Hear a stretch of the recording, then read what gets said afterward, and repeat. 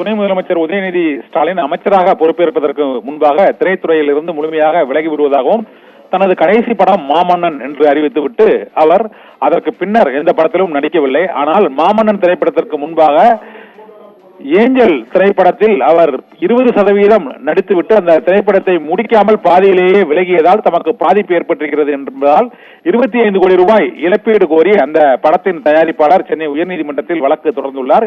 இந்த வழக்கை விசாரணைக்கு ஏற்றுக்கொண்ட நீதிமன்றம் மார்ச் 18ஆம் தேதிக்கு இந்த வழக்கு விசாரணையை ஒத்திவைத்து உத்தரவிட்டிருக்கிறது.